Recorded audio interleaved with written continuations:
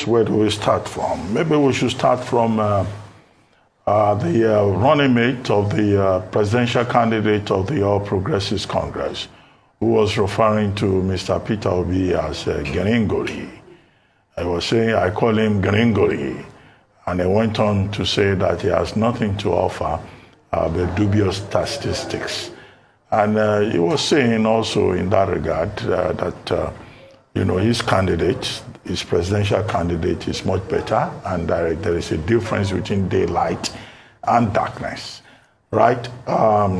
Shettima was speaking at an APC professional forum. One, yes, he will want to promote his own candidate, but I think that trying to ridicule the candidate of the Labour Party is not the right way to go. We've been saying that a peace accord that was signed by these political parties and their leaders was meant also in terms of the expectation that they will conduct their campaigns with civility, with decency, with absolute common sense, and after the fashion of gentlemen.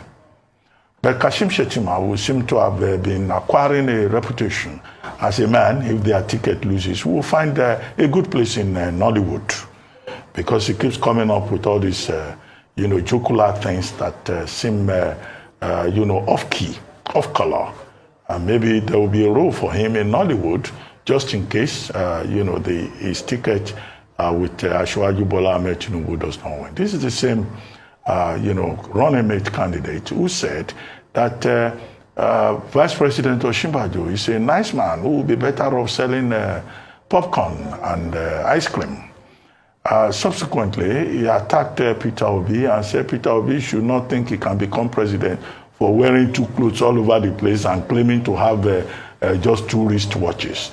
Now, can Shettima please focus on the issues and refrain from this, habitual attack on personalities? It may look, funny to his crowd, to his audience, but look, that's not the spirit of this contest, and it's not the spirit that should be promoted, particularly now that we're beginning to see ample evidence of violence, eruption of violence, both verbally and physically within the political landscape.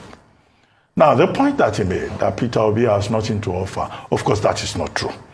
Peter Obi has a lot to offer. He may not have released the manifesto of his party yet, but in terms of his engagement within the public space, with the media, with his own supporters, with the statements that he makes, yes, he has something to offer. He's proposing the emergence of a new Nigeria.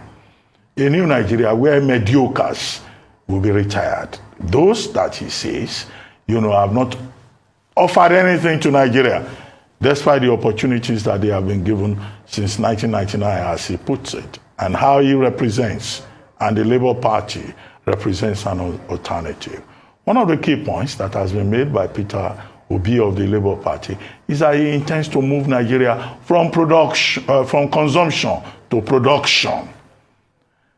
Another point that Mr. Peter Obi has been making on the campaign stumps is that, look, he will address the challenge of subsidy.